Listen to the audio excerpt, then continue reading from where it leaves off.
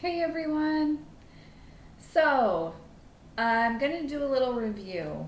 I wasn't really planning on reviewing this deck, but I feel like I want to I want to do a little deck review today. Um, I had seen several images of the Divine Feminine Oracle by Megan Watterson on Instagram. This serves as a lesson to me to not waste time looking at other photos on Instagram of decks.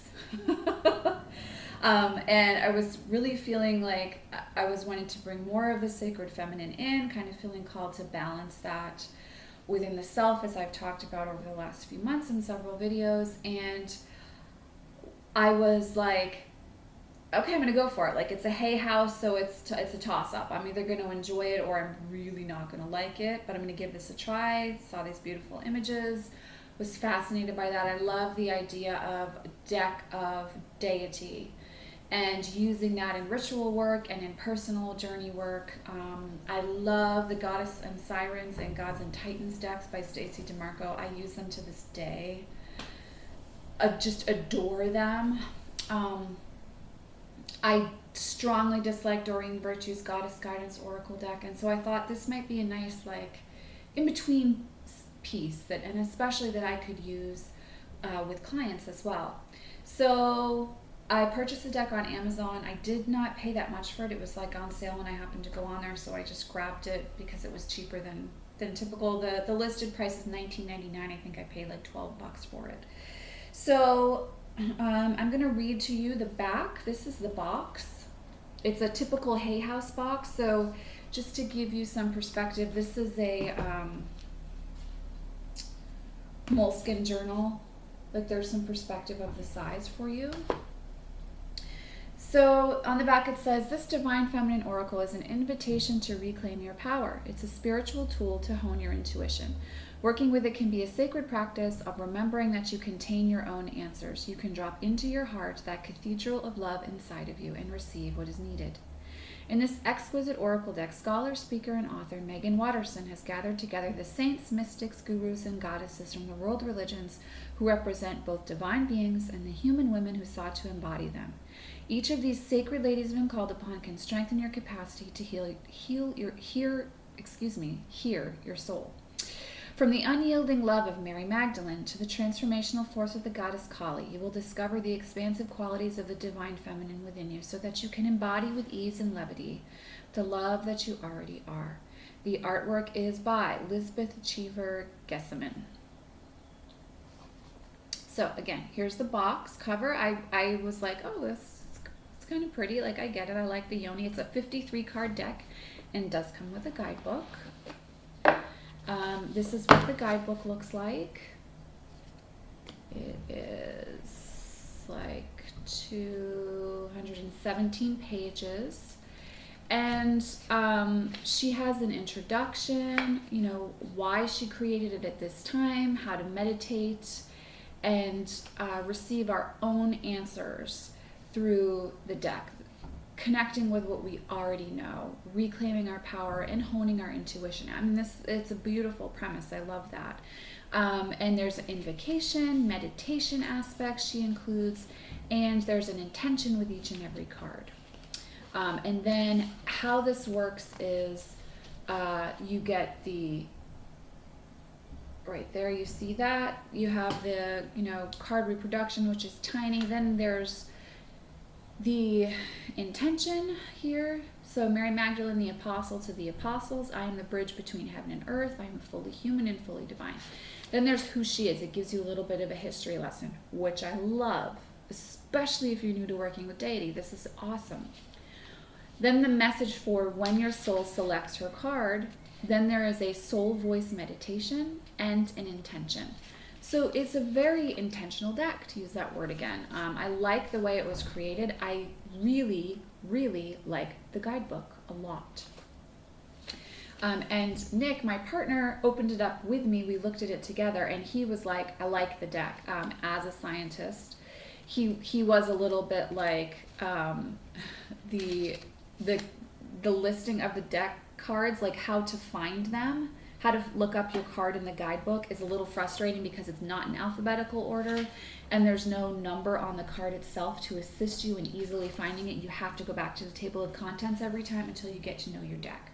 So if that's something that's going to irritate you, just sharing that with you. The scientists picked up on that right away.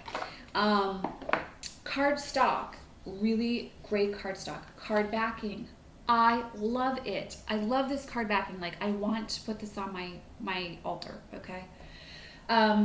Let's do a little disclaimer here before I start talking about that. The art. I don't like photo manipulation. There are very few decks of this sort that I enjoy at all. I am extremely picky and judgmental about this. I don't make any bones about this on the channel. If you've been following my channel for years, you know that the photo manipulation stuff, I am ruthlessly, brutally honest about it, and some of the artists have contacted me over the years and tried to explain why they made certain choices they make. It's not about that. Working with a deck means that you're connecting with your visual gifts as well as your clairaudient gifts, your inner knowing, okay? And so the artwork needs to speak to you or to push you in a good way. And if it doesn't, if you just dislike the art, you're going to have a very difficult, resistant relationship with your deck. And ideally for me, I want a beautiful, powerful, working relationship with my deck. I collect decks. I don't collect as many as some people out there. I've gotten rid of many of them. But I have a relationship with my decks, and most of mine are out, breathing on my altar. I prefer that, and I like to have a working relationship with my decks because I read for clients and I intuitively select a deck or two or three for each of my clients for every single session. So I need to know my deck in order to do that. I don't like photo manipulation, but the images I saw on Instagram were so beautiful, and I have been so impressed with the Mystical Shaman Oracle and have adored that deck and all of Colette Baron Reed's decks, and with her artist who does that photo manipulation aspect of art. I have enjoyed all their decks, but the Mystical Shaman deck has just like bam, blown me out of the water. I love that deck. Nick and I use it every day. It's an incredible deck. It's just stunning. So I thought, okay, I'm going to go out and I'm going to try this. It's $12. We'll see. If it doesn't work out, I'll gift it to somebody. I really strongly dislike the artwork in this deck. The perspective is off on quite a few images. I think there's a beautiful diversity in this deck, which I am very thankful to see. However, I am a little disappointed that everyone looks very young and very skinny. Now, all shapes and all sizes, so there's no problem with being slender. But if we're going to really show the diversity of the sacred feminine, I would prefer to see other body types, as well as other skin colors, and also different ages in the deck as well. All of these goddesses and saints were not all 18 forever. And I personally am someone who embraces the path of the crone and would love to see some women with wrinkles, some beautiful age displayed as well. So I was a little disappointed in that, although I was very happy to see the diversity.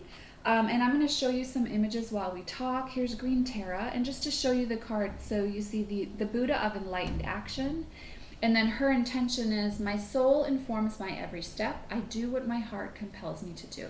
That's lovely. Is this how I envision Green Terra? No. Yemaya, the goddess of all that flows. The Magdalene. This card is the reason why I bought this deck. So I thought it was very Waterhouse, but Our Lady of Guadalupe, Perpetua, the Cosmic Egg. If you are looking at this and you're like, oh my God, Racine, I love this artwork. You are going to love this deck. Again, like I said, the quality cardstock, it's awesome. The quality of the cardstock is awesome. The backing of the deck is beautiful. The guidebook is really, really good. If you're new to working with female deity, it's a beautiful introduction. Like, I can have no complaints about the guidebook whatsoever. I have complaints about the artwork. It's just not my type of artwork. And from what I had seen online, it looked a little bit different than it actually appeared in person.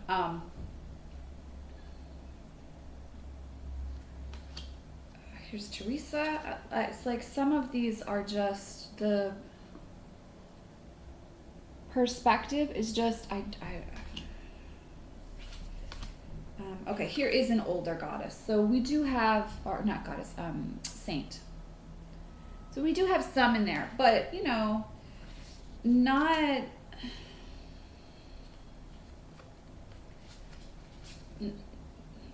what I would have really loved to have seen. And again, if you are loving these images, then you're really going to enjoy this. No borders, thank you for that, guys. Here's Bridget. I see Bridget as being a little bit older than this, fuller bodied, very abundant, and I don't understand that. White Buffalo, calf woman, I would have loved to see a bit older. I don't understand the perspective with the face that we have going on here. These are personal gripes because I do not enjoy the artwork. And it's really because photo manipulation is not my happy place. Kuan Yin, I don't understand the youthfulness of Kuan Yin here. Freyja, this one was, I think, one of the most upsetting cards in the deck for me. Just because I can clearly see that she's wearing a wig. She looks 12. I don't understand it. And again, for some of you, you're going to love this. And that's the beauty of art. It's subjective. We get out of it what we feel. You move in the direction of it if it feels good. Freyja, I don't understand. I don't work with Freyja often, but I do have a knowledge of Freyja. I don't know. So here is an older saint here as well. So it's not like we don't have any older women, but I just don't understand. Shekinah, this image was really disappointing to me as well. And you guys know how I am about Isis, and my Isis Oracle is my favorite representation of the goddess Isis that I've ever come across. It's the one that feels, I guess, the closest to me to the goddess herself. And I do not understand this image. I don't understand this image of Isis. I don't know what is happening there. So that was very disappointing for me. Miao Shan, she's lovely. She's lovely here. That's a lovely image. Pope Joan is confusing to me because Pope Joan wouldn't have been wearing makeup. I love makeup. I mean, you guys know I love makeup. I'm wearing it right now. But to me, like, Pope Joan was impersonating a man. So why does she have black eyeshadow and red lipstick? Confusing to me a little bit. I don't understand it. And I'm going to kind of stop there because I'm just starting to sound mean now. And I truly don't mean to. It's clearly the same women used over again. Like, there's a group of women she worked with to create these images as models, and that's fine. It's just that I can tell it's the same person. And I don't understand. This is the last one I'm going to talk about. I'm going to stop myself after that. I don't understand Sekhmet. I also have a very close relationship with Sekhmet, and I do not understand this image.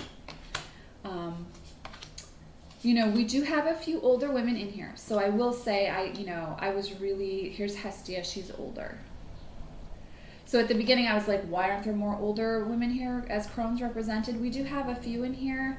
I think we could have seen a little more diversity in 18 or 12 versus 60. That's confusing for me.